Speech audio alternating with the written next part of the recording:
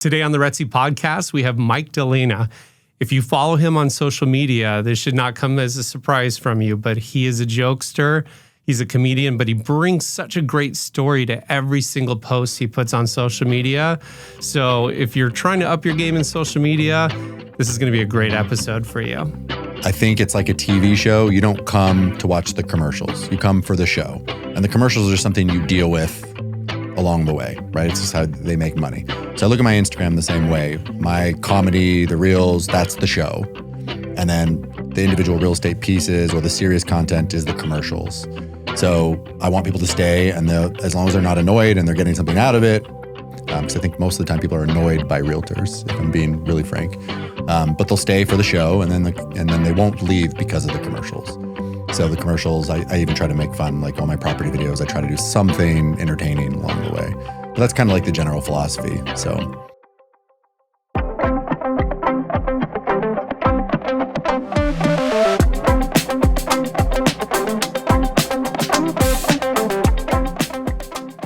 Welcome to the RETSY podcast. Today we're sitting down with RETSY Agent, Mike Delina. Mike, thank you for joining us. Thanks for having me. Appreciate it. Thanks for coming in. Should be fun. Appreciate you coming in. And, we had Casey Thompson come in shortly after he joined, and we're doing it again. So Mike is new to RETSY. 2 weeks. 2 weeks in. So I think that went really well with Casey, just kind of like, how's the first 2 weeks been? What attracted you to RETSY? But before we get into any of that, I want to start with your background. Okay. What did you do before real estate? I owned a t-shirt company. I actually started in college. I was selling funny t-shirts. I came up with the ideas. I was selling them one-off, all on the internet. This was the early days of e-commerce. And so I got my degree in teaching, and I started teaching while I was doing the t-shirt thing. I taught for 1 year. It was awful. And by the end of my first year teaching, I was making almost triple what my teaching salary was, which is not hard because I was making 35 grand. But I was like, I'm working on this 2 hours a day after my regular job, and I'm making almost triple. What if I just went and did it full time? So my funny t-shirt business turned into like a custom screen printing and embroidery business on top of the funny t-shirt thing. Did it for 7 years, and then ended up getting into real estate because I went back to get my MBA. This was in 2010. And all my friends were like, dude, the market's crashed. Like, we can buy real estate for very cheap. And they were buying rental properties for like 100 grand. And I was like, that sounds cool. Like, I have money and I'm not into investing at all. Like, sounds good. So started investing in properties. We bought our first rental property in Tempe for $142,000. I thought I was overpaying. Clearly I was not. We just sold that property last year, actually, for like $500,000. Amazing. And then I got my license because I wanted to see the properties quicker, and I wanted the commission when I was buying rentals. And so I did both the t-shirt and the real estate thing for about a year, and then sold the the t-shirt business and got a check every month for 2 years, and then a big lump sum at the end. So it was perfect. I basically had a salary to do real estate for my first 2 years that was not attached to real estate. So it was like the perfect transition that somebody could have. That is. But I was used to working for myself. I was used to working to get paid. And if I didn't work, I didn't get paid. So the checks were just bigger, sales cycles slightly longer, but it was the perfect transition. So it was a very natural transition for me. That's such a great setup to transition into real estate, to have like that salary. Like, took a lot of the pressure off because at that point I think my son had just been born when I started. I got my license like a week or two before I had my first child. So I was just like thinking with how funny your videos are on social media and stuff. I'm like, I can't even imagine what those shirts these say. shirts were much, much worse. I don't even want to mention what they said, but yeah, like I was competing with, at the time, T-shirt Hell was the big boy on the block. And then what was the other one? I know there was like 2 or 3 that were just selling, millions of dollars worth of T-shirts. Yeah. And I was like a distant, probably 5th or 6th site. But this is before like e-commerce was even a big deal, so there weren't a lot of competitors. Yeah. On Google search, I figured out how to be the first one for that particular shirt. So I was doing well. That's awesome. Yeah. Talk about skills that translate into real estate though too, like as far as SEO and knowing not how so to much run a anymore. business. The SEO game's changed a lot. It has. I could go into the back end of my site and put in the meta tags, and then like 2 weeks later, I'd be at the top. Well, this is easy. does not happen like that anymore. No. So No. Yeah, we're doing a big crash course on SEO and AI SEO It's right all AI now. And, just how things are changing. And I mean, really, you have to put in the work. It's like, I know with RETSY, we were working really hard on our Google business profile. And the problem was, it gets stale after a week. So it's just like consistent posting. And then the next thing you know, we're up at #1 for like luxury brokerage and different things like that. And it's, they're paying attention. And you look at, you plug anything into Google, it gives you the AI summary. You don't even want to scroll down, and it's yeah, like the AI search is going to change things the a whole lot. game has changed. Yeah. Yeah. So some of the stuff we're experimenting and seeing, it's like, we're ultimately trying to put this into a training program that we can implement for all of our agents. There's not one person that can do it. Agents are going to have to do some work on that, because if that's where you get your business from. Yeah. Yeah. I think my commonality between all my businesses and just maybe my life in general is like this kind of humor, outlandish humor kind of piece, right? With the funny t-shirt business to then my social media now. My passion has always been that. In fact, in the back of my head, if I ever get out of real estate, which who knows if I ever will, I always wanted to be like a stand-up comic. Like that's in the very far back. Like I'm too scared to do it right now, but I have like a running note that I've had for years of like bits that I want to do and jokes, and I'm always adding to it. So someday I'm going to have the cojones to go up and do it. that's right in our wheelhouse. Yeah. Whenever we But go to I a love Forbes stand-up comedy. we go to a Forbes event and they're like, okay, well, you guys have a night off to go to dinner. Matt and I always find a comedy club. Love it. Love it. Drag some of the partners to the Yeah. comedy club. Well, they didn't come last time. But, No, they didn't. yeah, that one was on like Rodeo. It was hard to pull them away from the shopping. We went to the Laugh Factory. Yeah. Yeah. That's like the big comedy club in Yeah. LA, right? Yeah. We were. You remember Dane Cook? I used to work at Improv when I was 19 in Tempe, and I Okay. saw Dane Cook there before he was really famous. I was the bouncer there, or one of the bouncers, and I saw him way before he was famous, probably 2 or 3 years before, and he was awesome then. Yeah. He was young. He was in his probably early to mid 20s. So this was back in 2002. Yeah. Well, a couple Dane weeks Cook's- ago, he was not so young, but Dane Cook's not that, but he was he's still not great hilarious. anymore. He was hilarious. I don't know. I've seen him recently. He's not what he used to be. No. in my opinion. Yeah. But No, he was. He was pretty good though. He was pretty good. Okay. Yeah. We were. It was funny because we were like trying to decide between the Laugh Factory and then what's the other big one there, the Comedy Store. Comedy Store. Yeah. And I was like looking at the shows, and I was like, Dane Cook is performing, and Chris is like, yeah, let's go. And it was awesome. He's been doing it for a long time. Yeah. Yeah. yeah. It was pretty good.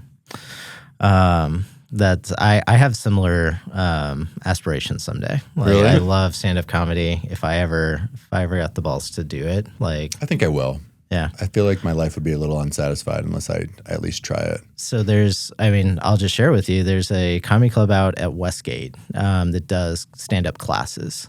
And it's like it's like an 8-week program, stand-up classes, and then you open that weekend show is how the class ends. And I haven't quite, got the nerve to sign up for that yet. Let's do it together. Maybe we should. Some of the phone calls he's on in real estate, the material is going to be awesome. You're going to have to wait till you retire, but Right. But that's like the beauty of what we do. Like, and that's how I like to run my social media is I just take the things that I hear and I'm like, this is hilarious. Like I gotta talk about this. Well, I think we definitely need to dive into that because your social media cracks me up. It's very Thank clever you. and engaging. I think some of the audience that knows you already listening to this would love to kind of dig into that a little bit. Okay, So, let's do it. What do you want to know? I'm an open book. Well, we kind of started with the ideas. So do you keep those as a note too? Or I do. Okay. Yeah. So my whole life, my whole business is organized in Google Drive, and I have a list for everything, and I have it all organized. So like imagine, on your old desktop computer where you had like a file, and then under that you had files. Like that's how my brain works. So that's translated to Google Drive. And so yes, I have a document where every week like the good ideas kind of rise to the top, and then I pick, 4 to 5 that are finalized, ready to go, that we know for sure we're going to shoot. And then there's just a running list, pages of stuff. And sometimes I'll see something and I'll save it and like, this will be good for something later. And I just can't think of how. Yeah. And then I'll keep it for like 6 months and then I'll be like, oh, I got it. And then it'll move up to the top of the list. So yeah, there's probably a couple hundred ideas on there, and only the top, 4 make it for that week. And so, and I'd love to dive into that. Like, do you batch the recordings? We batch the recordings. So yeah, Okay. Justin and I, my videographer, he's on my team, good friend of mine too. We shoot every single Friday morning at 9:00. Okay. Occasionally we'll miss, like last week he was moving on Friday. And so I was like, I don't think we need to shoot today, but for the most part, 50 out of 52 weeks a year, we're shooting Friday mornings at 9 a.m. and I need to be ready by then. So Nice. yeah, I've learned to be a script writer and an actor and a comedian a little bit, because you have to get your syntax and how you deliver it correct. Yeah. Because just the lines themselves aren't necessarily funny. I mean, you guys know, talking about stand-up comedy, it's how it's delivered, and the pauses and the faces you make. And so, yeah, I've had to really kind of change my whole repertoire. Well, it's to make truly it work. refreshing. I mean, like in real estate, it's kind of like, I feel like everybody follows the same formula, and me included. Yeah. I mean, we were shooting video before anybody, and it was just like, this is who We were I pretty am. early too. I think Justin and I started really leaning in. Maybe early's inaccurate, but we were before everybody else was there for sure. Yeah. But yeah, it's different. Everybody has the market updates, and here's a local spot that you could like, and here's my listing. I mean, I'll tell you my overarching philosophy if you want to hear it, which is, sure. and a lot of agents have said this, and so I kind of stole it, which is, I think it's like a TV show. You don't come to watch the commercials. You come for the show. And the commercials are something you deal with along the way, right? It's just how they make money. So I look at my Instagram the same way. My comedy, the reels, that's the show. And then the individual real estate pieces or the serious content is the commercials. Mm-hmm. So I want people to stay, and as long as they're not annoyed and they're getting something out of it, because I think most of the time people are annoyed by realtors, if I'm being really frank. But they'll stay for the show, and then they won't leave because of the commercials. So the commercials, I even try to make fun, like all my property videos, I try to do something entertaining along the way. But that's kind of like the general philosophy. So, Well, it's just like having a flow and having a format and stuff. And I mean, your engagement's obviously higher, and people watch things all the way through. And I mean, unfortunately, it's just like brokerages are shoving video down agents' throats. I mean, like I'll watch videos of agents that I know, not necessarily with RETSY, but other brokerages, and it's just like they seem like somebody's pointing a gun into their head to just read from a script. well, it's uncomfortable and being on stand camera. there. Yeah. I mean, unless you really are used to it, people freeze up. They're like, I don't know what to do with my hands. And you have to increase your energy level to like an uncomfortable amount for it to look normal on camera. Yeah. Like you have to like be screaming and like moving all crazy, and then that looks normal. So like when you talk normal, you look like this. You're like, hi, this is my property. You don't look and interested. So it's unnatural to be on camera. So I get it. What would you say to somebody who's maybe an industry veteran, not a lot of videos shot, but like doing their first videos? Like obviously exaggerate emotions, come up with a good plot line, right? I mean, real quick tips. If you don't get them instantly, you're not going to get them. So people were like, hi, welcome to they're scrolling. Yeah. It's whatever the best thing about the house, whatever the best thing about what you're going to say, your punchline, start with that. Mm-hmm. Everybody wants to build to that. The problem is, how easy can you flick by? Like if you're sitting down and watching TV at home, it's very easy to change. If you're in the movie theater, it's not. It takes a lot to get you out of your seat and leave a movie, right? But on Instagram, it's just quick scrolling. So literally in the first second, you need to grab them with something interesting, which is our concept. So we get them quick. And then again, you need to deliver something else of value relatively quickly again, like within another 2 or 3 seconds. Mm-hmm. Otherwise they'll leave, even though they stayed for a second. And that's not just what you say, it's what the visual is as well. So it takes a lot more work than people would think. Mm-hmm. I think once people are there and you have an audience, it's a little easier. Right now that I have a decent audience, I know I'm going to get 5,000 or 10,000 views on every single video, even if it's not great. Mm-hmm. I don't know, did that answer your question? Yes, yes. Because I mean, you talked about the hooks, the importance.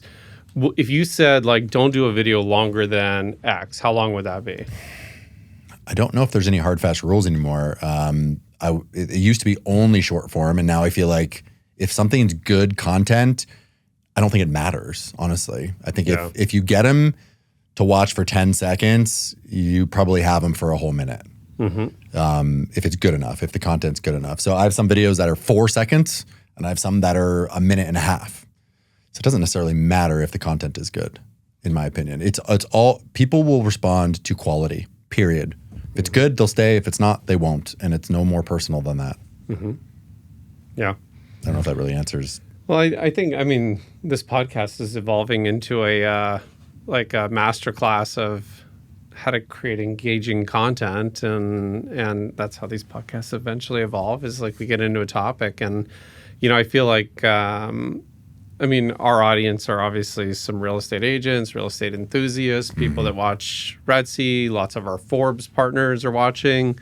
So I think people across the board, they're all struggling for content, what to say, how to make it different than this is me, this is the house I'm selling, blah, blah, blah. You know, one videographer, I mean, do you remember Tracy from the Forbes events?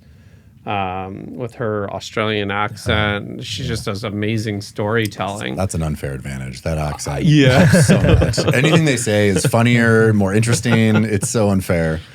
But I mean, she literally, it's like starting a really good book when her voice starts talking and the aerial view comes in. And I don't know why, whenever I'm scrolling, I always hit one of her videos and I'm like, and I watch it, you know, and it's engaging. And it is selling a property, but it's selling the story behind it. Like she did this video for Jacqueline Kennedy Onassis's house. So it's Jackie O's mother, or no, it was her house. Like her daughter was selling it, right? And you see this lady at a table writing, and then you hear Tracy's voice narrating, and you have these aerial views with these beautiful birds flying, and then you realize, holy shit, I know this property. Like, this is an iconic property, and you want to watch it through. See, that's much easier to keep your attention on an iconic property, right? But if you're selling a $700,000 house in Chandler that needs remodeling, what do you do then, right? Like, so what do you do? Well, so my whole thing, the older I've gotten and the more I've gotten into real estate, is just say what the property is. Just like the brutal honesty is kind of the theme of my Instagram too. But if a property is a fixer and it needs work, just say that. And it will appeal to the right person. Maybe it's a smaller demographic, but if you pretend it's something that it isn't, you're going to distract the people that should be looking at it, and they won't. So there are people that are looking for fixers. There's people that want to spend less and put the money in themselves and make it what they want. That's who you should be attracted. So I try to limit it down to a couple words or even one word, what the property is. So for that one, it would be opportunity. That's what I need to sell, is the opportunity. Others, it might be, it's just luxury, or it's location, or whatever. But there's usually one or two words you can be like, this is what I'm selling. And that's the theme of the video. In terms of like my Instagram in general, though, it's humor. Like my whole philosophy is don't annoy the client, keep them engaged. So talk about real estate, but don't annoy them, which is harder to do than you would think. It's a lot of agents and a lot of people that are annoyed by agents. How many times a week are you posting? I do 4 a week. It's kind of, so I shoot on, the 4 on the Friday if we can, sometimes less, sometimes more, but at least 3, sometimes 5 or 6, and then try to post 4 a week. So every other day, sometimes back to back. I don't post on Sundays. Primarily reels, or? Always reels. Always reels. Occasionally like a photo or two, like a regular post, but 99% of the time it's a reel. Yeah. Now, do you schedule them out, or do you do them in the moment? Don't schedule them out. Always post on Monday, usually twice in the middle of the weeks, like a Wednesday, Thursday, and then Saturday typically. But don't do Sundays. Don't do Tuesdays for some reason. I mean, it depends, but I want to spread them out a little bit, because you want to just kind of, you want to stagger it a little bit if you can. Like I wouldn't post 4 days in a row and then nothing for 3 days. Yeah. So I mean, we shoot as much as we can. Yeah. Have you ever had like pushback from clients on videos, or do you give them any editorial control? I don't give them any editorial control, but if I'm going to do a video for their property, I go, have you seen my social media, first of all? And most of them have. And I go, do you trust me? Because it's going to be different than any other agent that you're going to hire. And they do. And so, I'm not going to do anything for a client that I know they won't be okay with. Yeah. My goal is to not upset anybody. But I think I'm definitely more conservative on the property videos than the stuff that's not connected to a listing of mine. Yeah. But I also use the listings as like the set, right? I mean, that's the beautiful part, is I don't have to find places to shoot. I have all these houses and listings. Sometimes we shoot at my house. Sometimes we shoot at Justin's. So all we need is a house, and then we can shoot stuff. Yeah. So makes it pretty easy. Well, now that you're with RETSY, there's a lot of beautiful A properties. lot of those too. Yeah. Yeah. Yeah. So when you're shooting and how you're shooting, I mean, have you ever done like the actual commercial, like why work with me? I mean, back in the day, yeah. I'm digging into a tool at RETSY right now, where it's just like, I know you're newer to RETSY, so you haven't done the one-on-one with Sydney or myself on our ad software, but 30-second format, targeting people that you already know, and also targeting a geographic area. Okay. Has to be 30 seconds, has to be horizontal format. What do you say in something like that? Why work with me? Like, what's your elevator I have pitch? a video that's like an evergreen video. That's the very first one that's tagged, and it says "Meet Mike" like on the photo, Okay. and it kind of goes over, "Hey, I'm husband and father of 3, and I live in Tempe." It's a serious video, but it says, "Hey, you're probably here for my outlandish content, which I really enjoy, but I also do these things too. Like I'm a top salesman, and I do spec development stuff, and so it's more of a serious video. It's the only serious video on, because I want people to realize not only am I creating funny content, but I actually sell houses too. Yeah. Yeah. So I'm like kind of throwing my commercial in there without doing it. So yeah, I could create something. It would be pretty serious, but it would mention the funny content probably. So, if you want to work with someone who's, not buttoned up 24/7, has a sense of humor, can relate to you, but is also professional when it comes to serving you, I'm your guy. Yeah. Yeah, I think, a big initiative, I think, for this year, and I'd love to have you kind of be like a front runner and maybe a flagship agent for this, is just coming up with that commercial of why work with me. Because people don't realize this, but you're constantly competing for ad networks, right? We all, I can't name his name, but we all know the guy with the crazy arms is like, we'll buy your house. And if we accidentally sell your house for more, we'll give you, we can't say his name. We'll buy your house. And then if we accidentally sell your house for more, we'll give you the difference. And it's like, okay, so like us in the industry know, like you're giving them a lowball offer, Yes. you're taking that lowball offer, and then you're reselling it for the same price. And you're having a really, really quick sale. And the only person that benefits is the real estate agent, because he makes a double commission and the seller gets screwed. It's just like, I want to bring a different perception. I know you're looking at me like we're breaking some rules, but I didn't mention names. But you have the home buyer people too, right? Mm-hmm. And it's just like the public that's, I don't know how to say this. I think I not know what you're bright saying. enough to realize like what's happening there. Well, I mean, the like, commercials are jammed down their throat. So yeah, how do we counter that, right? Like, I want my clientele to see my commercial, realizing like we're on the opposite end of the spectrum. We're going to get you the best number right out of the gate. And it's just like, in the fact that we can bid to compete with those guys and bump them on certain stations, because maybe their bid is like 1/4 of 1 cent and ours is 2/4 of 1 cent, and it's like in our ad show. Like, that's what I want for our agents this year. It's just to bring a next level of classiness. I'm even asking some agents to go out and just say, like, we only work with homes over $1.5 million. Just eliminate that part of the market that's going to have to call the home buyer people or the crazy arm guy. I think there's an agent for every customer. And you may not agree with what I'm about to say, but I think there is a place for what he does. Oh, yeah. And I think that every agent and every person is unique and should use their unique attributes to get the clients that work for them, whether that's location, price point, situations, right? Like, I know agents that specialize in 55 plus communities. That is not my thing. Like, dealing with people that have to drive to their house, that don't do DocuSign, that live in the outskirts of town is not. Now, I'm doing one right now, and I know the family, and I'm happy to do it, but I would never market and try to get more business there, because it's just not who I serve the best. I tend to serve people my age that are on social media, that do well, professionals in certain areas. That's me. And I think he serves a different clientele, and I think that's okay. I don't agree with it, but I still think there's a place. Like, even the flat fee people. Yeah. I don't agree with their model at all, and I could argue successfully against it no matter what, but I think there's a place for it. I don't know why you would take less money as the agent if you could make more money and do the same amount of work as they claim. Well, it's But I think there's a place for it, even though I don't agree with it. the flat fee people are the ones that also try to represent themselves in court just to save the money. And, Right. you can get railroaded. I mean, and the reality is like most of these homes are the most expensive assets they own.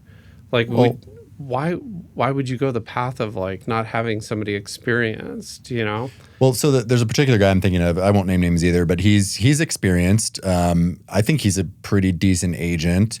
And his whole thing is, well, agents just make too much. I'm going to do it for cheaper. Okay. I'm like, well, then clearly, and I talk to my clients, and there's something he's not going to provide, because if he's doing it for $39.99 flat fee, you're not going to get something. And he claims that there isn't anything they're going to lose. I said, okay, well, then you're not smart, because you could do that same thing and make a full commission on it, and you're choosing not to if you're providing the same thing that I am, if that's true. And that just doesn't make any sense to me. Like, maybe those days are gone in 10 years. I don't know. But while you can make the money, why wouldn't you? So the whole model just doesn't make sense to me. Well, if the agent has no incentive to try to negotiate the price up because he makes the same amount of money either way, guess what's going to happen when we submit that offer? Most likely he's just going to try to shove the offer down their throat and get the deal done. It's just like, and we all know, of the agents in the industries that do discount their commissions down, and they are what they're worth. Absolutely. I love negotiating against them too. Yep. I mean, my clients get exactly what they want. And the sad thing is, and 9 times out of 10, the seller nets less by saving a point on commission or whatever. Yep. Yeah, people don't realize that, though. Hopefully they're listening to this and they're realizing, like, you get what you pay for. I do. And that's believe why that. RETSY's kind of strictly aligned ourselves with the best agents in the industry, the best marketing in the industry. That's done for the agents, whether they like it or not. They have to tell us not to do it. Yeah. So it's like you have the best of the best coming out of the gate everywhere. Well, to respond to your, we'd only work with 1.5 million and up. Like, for me, I doubt that would ever work. No, I'm just saying, but that commercial will happen this year. Well, I think that, again, it's personal, right? Because I have a large group of people and clients that I've serviced that are in the East Valley, and luxury in the East Valley is not what luxury is in PV or Scottsdale. Yep. A $1.5 million property could be very, very nice in Chandler. I mean, even $1 million property could in the right location. So I think, obviously everybody's trying to get their price point up, but that's not necessarily the number one goal for me. I mean, I'm selling a $400,000 property in Sun Lakes right now. Fine. Yeah. I'll take the business. And I mean, in appreciate RETSY, it. we do deals across the board, but that said, it's just like carving out that niche. I've heard it both ways. I don't know what's right. I don't Carving that out, owning it, and advertising to it. That I agree with. Yeah. 100%. Yeah. As long as you can define what your target is and it's what serves you.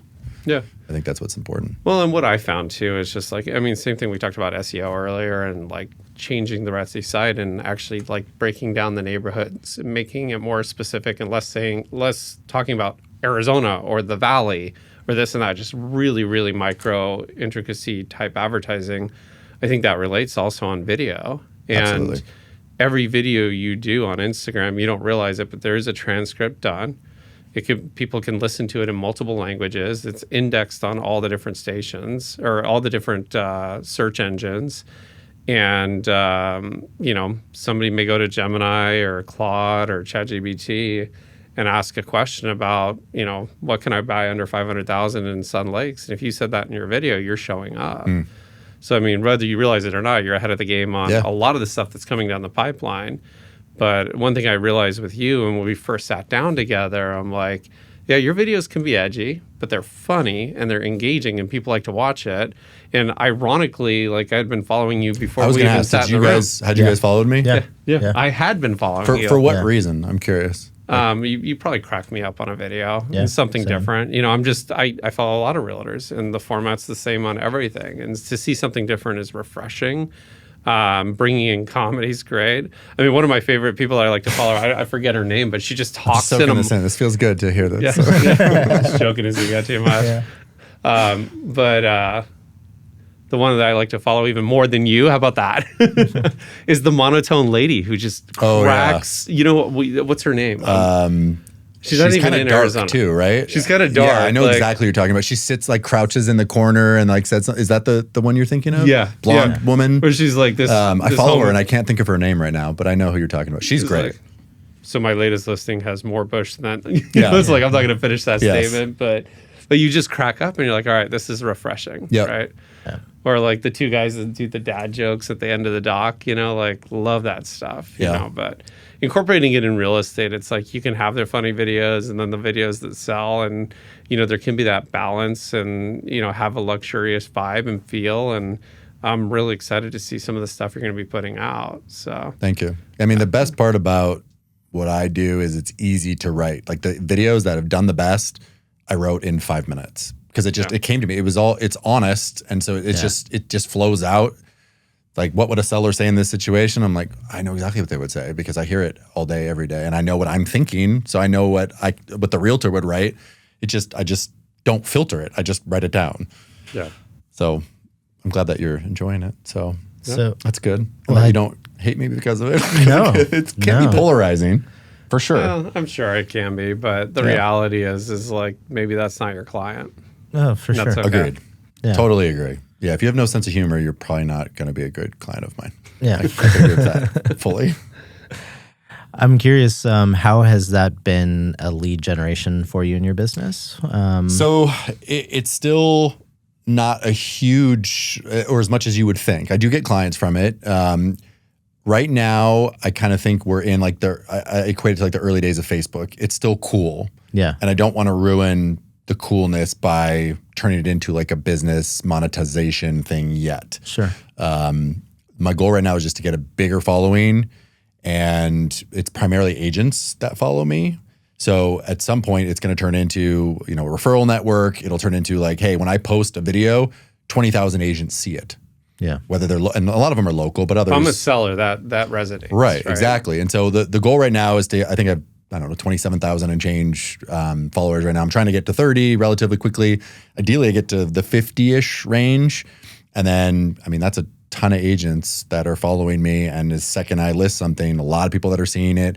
And it's mostly in like the Phoenix, LA, Vegas markets, like the Southwest. So it's people that will filter here too. Yeah. And actually be buyers. So, or have an agent that is looking for a buyer. So that's the ultimate plan. But right now it's just getting the follower count up. I don't care as much as I probably should about it converting into clients. And I do get referrals and clients from it, but that's not my primary focus right now. Because I can imagine as a buyer or seller in the market, like seeing your content being like, that's refreshing. That's who I want to work with. Like, I imagine that. Well, I think it happens. builds trust instantly because they know I'm not bullshitting them and I'm saying, tactfully in person what they probably already know. But yeah, I just treat everybody like they're my family. That's my goal. I'm brutally honest in a tactful way.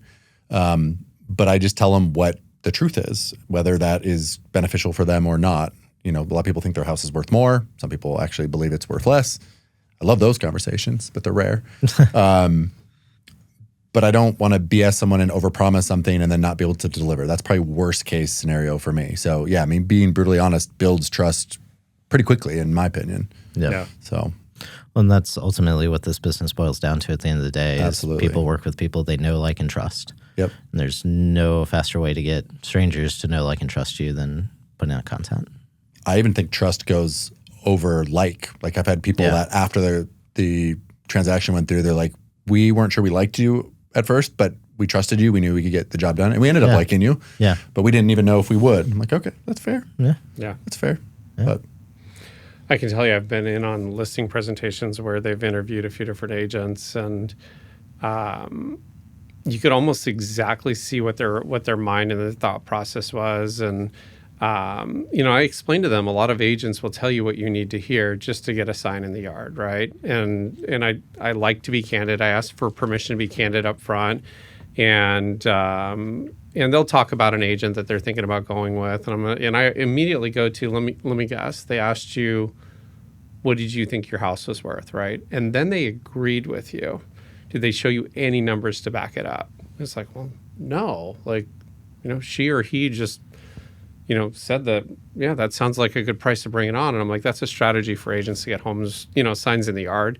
So and then beat you down on price later. And beat you down on price later. And then here's the problem. You call me 3 months later, I go to list it, and I have sloppy seconds on horrible marketing, and we got to rebrand it, and you have to. And you'll net less. you'll net less by then too, because you already have 90 days on market. And, so we go through it. And when you put the numbers in front of them and just tell them, I mean, you have to be okay with walking away from a listing if it's overpriced. Yep. Sometimes it's almost better to be second, because then they're ready to listen. Absolutely. Or even third. Been third on a few of them. Thirds is not fun for me. But you know what it is? It makes it super easy for them. Yeah. Because they have to be decisive, and they have to finally take in what the reality is of the situation. Yeah. So, well, recently, Stephanie and I had one where it's like the guy shook her hand, we have the listing, and the next thing you know, he's like, well, this agent said it can go for more, so I'm going to try her, and then failed with her, tried with another agent that doesn't do any marketing, and then called me, and I'm like, yeah, I'm just not interested at this point. $7.7 million listing. I'm like, and you weren't interested? I would have figured that out. No, I'm not interested. The guy shook my hand, lied to me. Oh, okay. That's fair. I just kind of like, I got my standards. Like, that's the kind of clientele I don't want to work with. That's also the kind of clientele that will sign a contract and then try to back out midway through as a seller. True. I'm like, you can't do that. You're going to get sued. Yep. So it's just like knowing who your clientele is, working with that clientele. Yeah. And walking away from the ones that do not have integrity, I think are important. Yeah. I still have a hard time with that, if I'm being honest. There's some, I'm in the listing appointment, I'm like, I just know it's not a good fit, but I know I can do it. Mm-hmm. And so it's hard for me to say no. I'm getting better at it. And I have fired clients, but it's still hard for me. I mean, I don't have it all figured out. Same with video. Yeah. I mean, there's some where I'm like, this video is going to crush. And then it's like the worst performing video of the last 2 weeks. And there's others where I'm like, this one's okay. And then it crushes. Like, so I don't know everything either. Yeah. But yeah, I need to work on that, if I'm being honest. Yeah. So how long have you been consistently shooting 50 weeks a year and putting out content at the rate you do? I think since 2019. Okay. Yeah, so maybe not 6-7 years. Yeah, definitely in the pandemic. 2019, we were still kind of figuring it out. I didn't know what the style was going to be. As far as like this most recent iteration of like only funny reels, not necessarily property related, that's probably only been like the last year. Like it just started to work. And I'm like, okay, well, let's do more of that. And then we did more of that and it kept working. I'm like, okay, well, let's stay in this lane, because we found like there was a lot of exploration. I mean, for years, it used to only be property videos, and I would do them in a really kind of unique way. And then we kind of made them more funny, and then it got too funny and not about the property. And then we went back, and then we started doing shorts when that became popular, but they were like informative and no one was watching them. So we kind of tried to figure it out a lot. And I honestly didn't really figure it out until quasi recently, at least what would work for me. Yeah. So, I mean, going back to your very first question of like someone who's new, what would you tell them?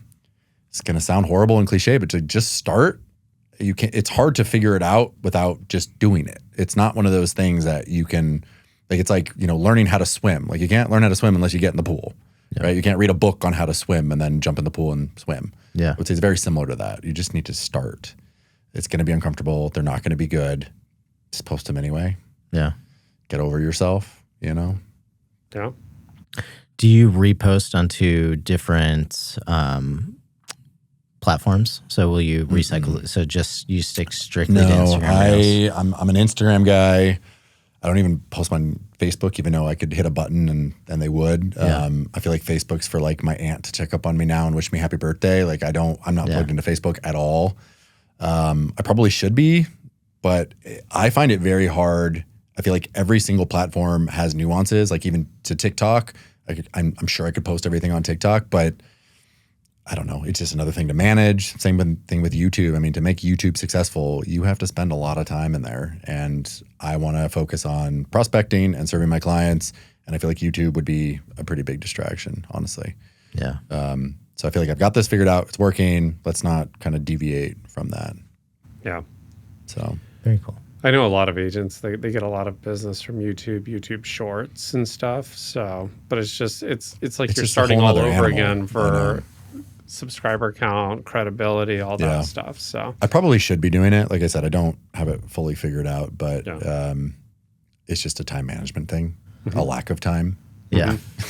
Just like anything. Well, like the rules are different too. Like I forget what's the max video on YouTube Shorts. Is it 60 seconds? I think it used to be. I think they bumped it to 90, but I'm not 100% sure. Yeah. And then like TikToks can be like 10 minutes long now. Like, I think insane. That used to be 90, I think. I actually had committed to going on TikTok and posting like 6 months before the ban was even a thing. Yeah. And then they propose the ban and we're gonna, separate the company. And I was like, all right, fine, I won't do it then. So it kind of talked me out of it. And then they figured it out, of course. So I should have just started. But I don't know. I think Instagram's kind of, it's like LinkedIn and your social media kind of together. Like if you meet someone randomly, I think you go to their Instagram now to see like who they are. Yeah. Right? Yeah. Socially and on the business side. So I feel like that's probably not going to change for a while. At least I hope so. Could be wrong. Everything's changing every month. I know. I know. Gotta be ready for it. So. Oh, for sure. Cool. I was really interested on all that social media stuff. Thank you for diving in and sharing. I'm an open book. So if anybody watching wants to ask me questions, I mean, I get pinged all the time on Instagram. Hey, how do you do this? Do you use a teleprompter? I'm happy to answer questions. They got to be a follower though before they can ping you, right? No. You should make that the rule. But like, well, there's a bunch if of you're following me, I'll respond. Dude, if I go to like the requests for people to reach out, I mean, I have hundreds in there that I don't look through because they're all spam, or at least most of them. Yeah. But maybe you should train an AI bot to filter out just in case one of them is a client that's like, love you, come list my house. I highly doubt it. Because they could easily find me and call me or go to my website, or if they really wanted to work with me, there's many ways to find me. Yeah. So I doubt that. Not a secret agent. I got to tell you, the latest easy to Google. Delina's a very unique last name, so easy to find. The latest one, let's see here. I think it was on one of the YouTube videos, I think for Del Sud. The lady's like, hey, I watched the video. I want to set up a meeting. We're moving to town. And it was just kind of weird because I'm like, what area of town? Like, I may not be the fit, but I can find you the right agent that'll be the fit. Like, what area of town? And she's like, oh, I don't know. We're just looking between $1 million and $1.2 million. I'm like, Spam. okay, great. Email, going back and forth. But no, she was kind of engaging, and it's like the profile was there, this and that. And then it was just like, well, let's get on a phone call. Well, I'm overseas. I'm like, okay. Download WhatsApp. Yeah, I'm like, let's do Zoom. Let's do Zoom, right? And I'm like, yeah, that works. Send me the Zoom link. Zoom link, she was no-shows. And then she's like, I'm having issues with Zoom. Like, I got to do it over Teams. Of course, she sends a Teams invite, right? And I'm like, all right, this is a little weird. So I jump on the iPhone. I preview the link. And it's like, you must have a Windows device or Android to get onto this. And it was just like, total scam. Yeah. I'm like, they're getting harder to detect, though. They're getting so good, And the dead giveaway for me is they give a price range and they give a lower price range. No one ever does that. They go, hey, we're looking between 1.5 and 3 million. Okay, usually most people would say I'm looking up to 3 million. Yeah. And the other thing is they don't mention anything about bedroom, bathroom count, size of home. Hey, we're looking for something between 1.5 million to 3 million in a really nice upscale neighborhood where my family can spend summers. Okay. You didn't tell me anything about location, about the house, about like it's so generic that it's just trying to pull whoever will respond in. So I can usually track them. You just don't get the scam on it. They just want to hijack your computer and that's it. I mean, like, or they just want to waste your time. I don't know either. On the buy side, it's tough, right? On the sell side, I get it because they want wire fraud. They want to collect a check and get the wire sent somewhere. I don't know on the buy side. I have a theory on it. Yeah, I don't know. So we've ran into a bunch of these, and my theory is the buy side is another part of wire fraud, but kind of like money laundering the wire fraud. They want an open escrow, and typically the handful that we've seen, they've signed contracts, opened escrow, but never deposited earnest money. And usually the story is, well, I'm not going to send earnest money. I'm just going to wire the full amount. So have the title company give me my full amount. And then, so that's a delay tactic because it's going to take the escrow officer a couple days to like figure out a ballpark and give them padding, 10 or 15 grand up or down based on what they think it's going to be. And so like, they're like waiting on you to get that amount. And all the while, I think they just want an open escrow. The other thing that you just made me think of is if they're the buyer and they open escrow, they're getting what the title company sends to a typical buy client to wire money. Yep. So they can copy that and make it look real and send it to other people. Because there's a lot of, you hack into someone's email and you send, hey, send your earnest money here, and you just change the wiring info, but the letter is exactly the same. Yeah. That could be a tactic too. I mean, I'm sure there's some valid reason, but. Or some fraudulent reason. Yes. Some valid fraudulent reason. Yeah. But I don't know. It's tough now because, you're trained to follow leads and serve the people that reach out to you, but you also don't want to be scammed. I mean, I've even asked for ID and they'll send me an ID and it looks real. And then I'll pull up like a real New York ID, Googling it. And there's like something that's off. Same with proof of funds. Like I'll pull up a Wells Fargo proof of funds, but then I'm a customer at Wells Fargo, so I pull up mine, what that looks like, and the logo's off or the spacing on something's off just a little bit. I'm like, oh, you almost had me. Well, the easiest thing now, have you gotten a chance to log into our Forewarn app? Yes. I've used it twice. Yeah. That you is think? the game changer. Like if the phone number is not in Forewarn, they're not a real person. Like It's not infallible, but I mean, it's a huge. Well, they red should flag. have some type of history, right? Yeah. Other than the phone number was registered a day ago. Yeah. Yeah, or like they're calling on a $3 million house and they live in, like a low rent apartment on Van Buren and they drive a 1987 Datsun. It's like you can, Right. I mean, wealth leaves a footprint, right? And you can determine what to spend your time on. I mean, I know it's saved me at least 4 times. On RETSY Connect, we have a whole scams group. If you ever catch one, just throw it in the group so nobody else finds it. Yeah. Like that lady Elaine that was like, tried to get me to download like a viral software on my computer. It's like, immediately put that in the scam group. Also, like if you're using your RETS email and you mark it as spam and block it, I group grab those people and I put them on a quarantine list. So if the email RETSY, they basically get an email back saying you've been marked as spam. You need to reach out to the agent directly if this is real. So, yeah.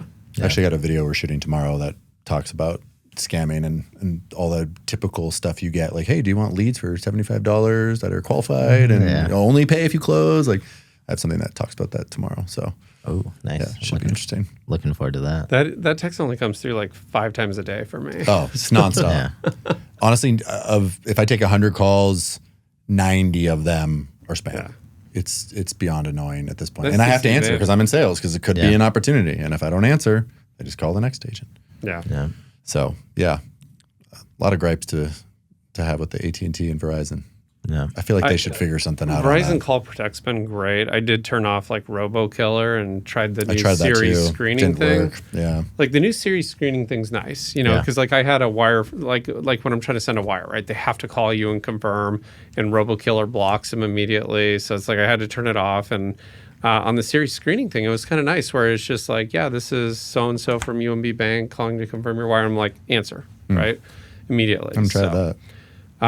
It's really nice. It's kind of like RoboKiller, but like a little bit more generic. But I think more and more people are going to start using it, so people will feel comfortable with saying, "Hey, state your reason for calling while I connect you," and then people will realize, "Oh, he's got an iPhone. That's the real deal," and they'll actually leave a message. But then, I've heard it as the caller a couple times, but yeah, I mean, if they're programmed in your phone, it doesn't screen them. Right. But like if they're not, then it screens them. I think it's genius. But I mean, the reality is like, I wish the federal government would step in and figure out how to just stop this. yes, Right. agreed. I mean, like It's gotten SendGrid, completely out of control. they could just completely regulate SendGrid and make it like you need a driver's license, maybe even a social security number, a DUNS number, whatever, to even get a phone number. The fact There's that I gotta can be just a log simple on way. and buy 50 phone numbers and just start using it, like that's the part of the problem. You know? Absolutely. Yeah. Yeah. Well, not something we're going to solve on the podcast. Nope. But See, we're already getting close on we time. are. And we didn't even dive into. Matthew, you didn't even pepper into any of the questions. I So know. let's- I know we got so. Sorry, I'm good at riffing. you Yeah. know? I like to think on the fly. Well, I mean, since you are 2 weeks in at RETSY, I'd like to kind of start with what attracted you to RETSY.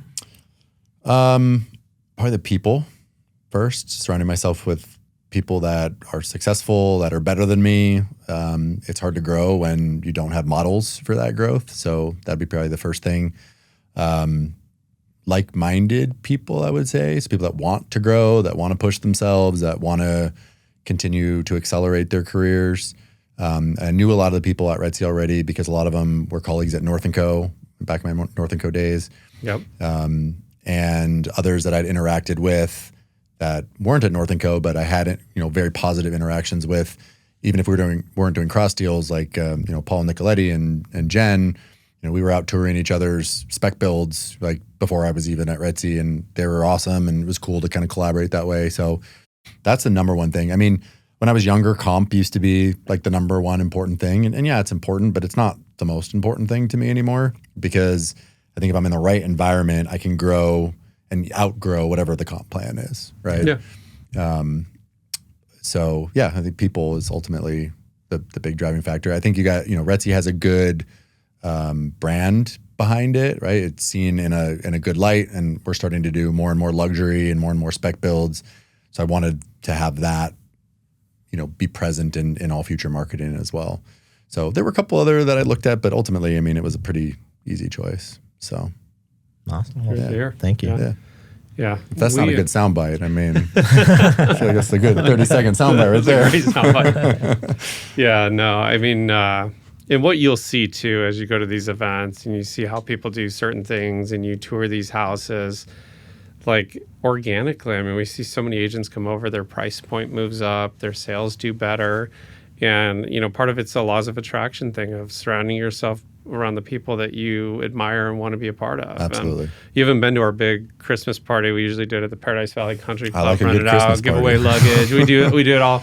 But I mean, like I every year I'm like, just look around the room. Like, notice these faces in this room. Notice how like selective we've been. Like these are the people. This is our family. We look out for each other, and we've fostered that culture. I mean, like North & Co had that great culture back in the day. Yeah. They had that culture, and then it was just like, all right, here's what I want to take from their culture. Here's what I want to remove from their culture. Yep. And like, this is what we need to embed in RETSY. And I think our partners and our agents have done a really great job at it and support and everything. I think the two other things I liked was the size of the company. It's a good, mighty group of people. I think it's about 200-ish agents right now. Yeah. But it's small enough where everybody knows who you are and you get the personal attention. And you're not just like another random agent. You know, like I started at Century 21 and quickly moved to HomeSmart. But at HomeSmart, I was one of 9,000. 20,000 local, maybe not locally, but in the region. And I'm like, they don't know me. They don't care about me. I'm just another person. So I like that. I think the other thing too is the more we're going into spec building, and I'm new to it and only a couple years in, I want to have other not necessarily builder partners, but like other builders, I want to see what they're doing and how could we learn and what are things that we could implement. And the only way to do that is to see the homes and connect with those people. And so that's Are you coming on the part. new construction tour?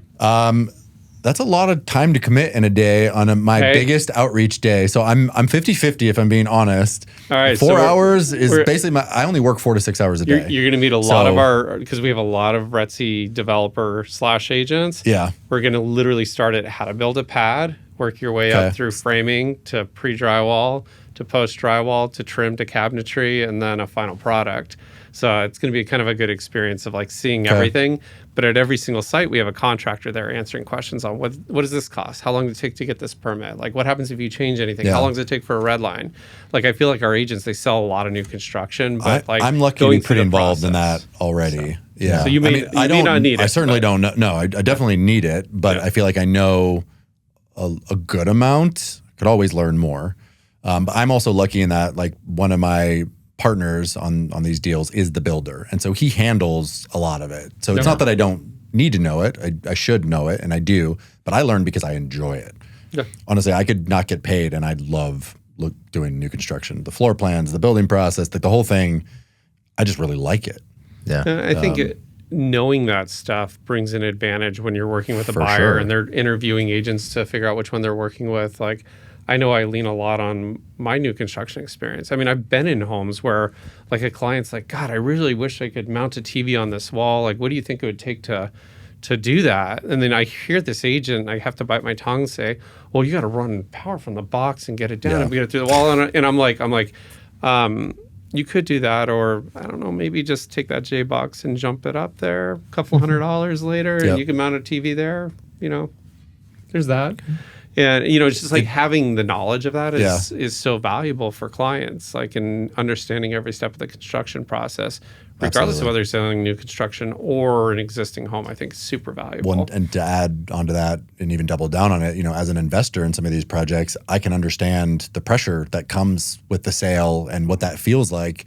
And I think they can relate to, hey, I'm going to sell with a guy who's in my shoes currently. Yeah. Like we have one active project that's in escrow and we'll hopefully be closing next week. And then we have another one that we just started and we're waiting for permits. So like I'm in all phases of it.